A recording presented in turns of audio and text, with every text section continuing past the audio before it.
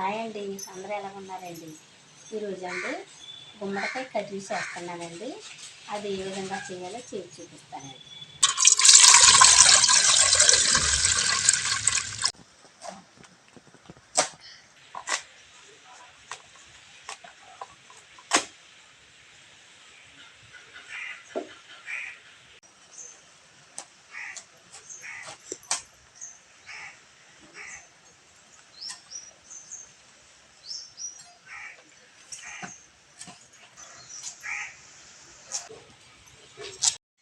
ఈ సైజు ముక్కలు కట్ చేసుకోవాలండి.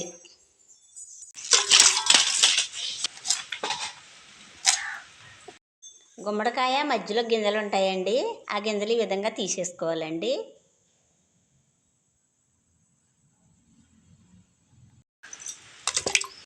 గుమ్మడికాయ పైపాపరో చెక్కకూడదండి, చెక్కకుండానే వండుకోవాలండి. అందుకు చేత గుమ్మడికాయ పైపాపర చెక్కలేదండి, ఆ లోపల ఉన్న గింజ ఒకటే తీసుకోవాలండి.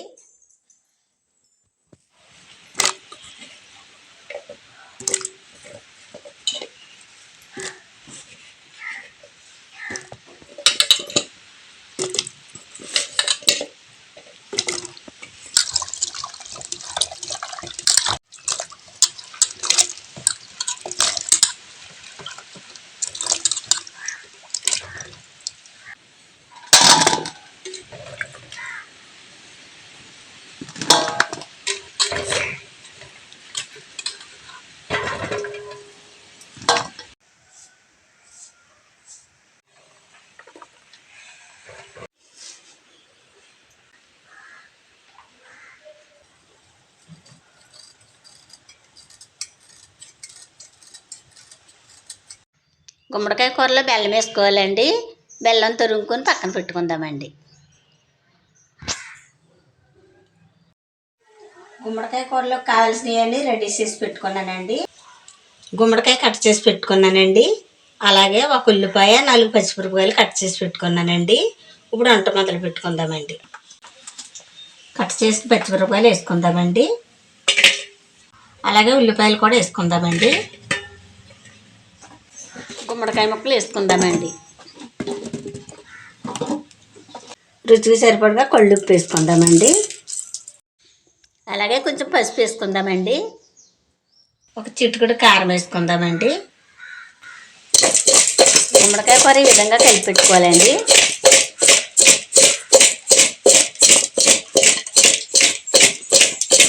కొద్దిగా నీళ్లు పోసుకుందామండి. ఇప్పుడు స్టవ్ మీద పెట్టుకుందామండి.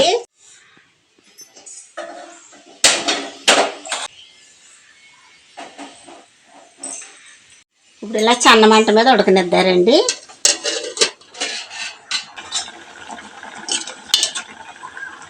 కూర బగ్గుతుందండి. ఇప్పుడు ముందుగా తురిమి పెట్టుకున్న బెల్లం వేసుకుందామండి.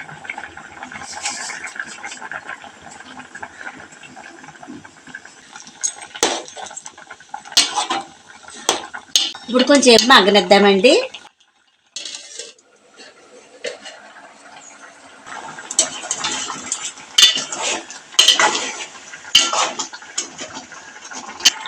కూర మగ్గిపోయిందండి. ఇప్పుడు కొంచెం కొత్తిమీర వేసుకుందామండి.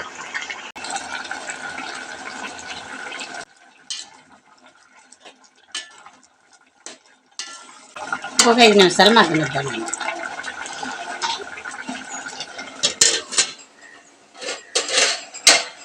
గుమ్మడికాయ కూర మగ్గిపోయిందండి. ఇప్పుడు తాలింపు వేసుకుందామండి.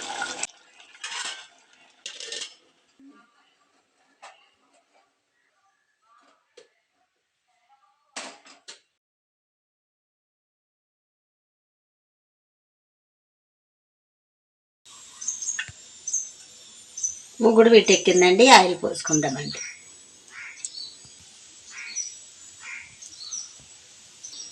ఆయిల్ వీటెక్కిందండి. ఇప్పుడు ఎల్లుల్లిపాయలు వేసుకుందామండి.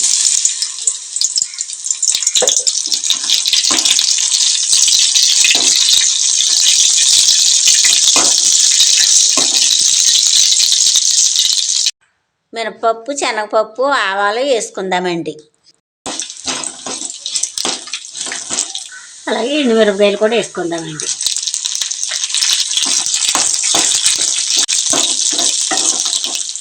అలాగే కొంచెం కొంచెం జీలకర్ర కూడా వేసుకుందామండి.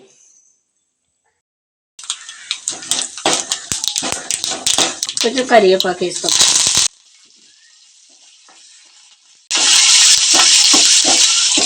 తాలింపు వేగిపోయిందండి. ఇప్పుడు గుమ్మడికాయ కూరలో వేసుకుందామండి.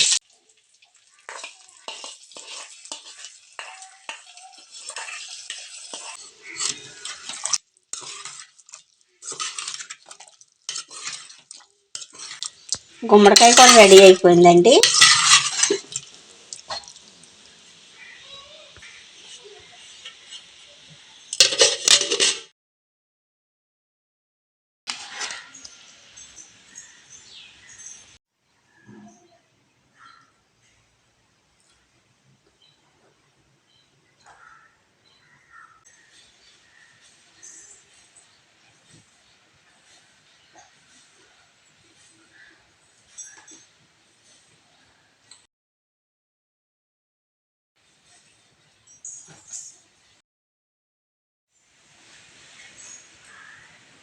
గుమ్మడికాయ కూర చాలా బాగుందండి.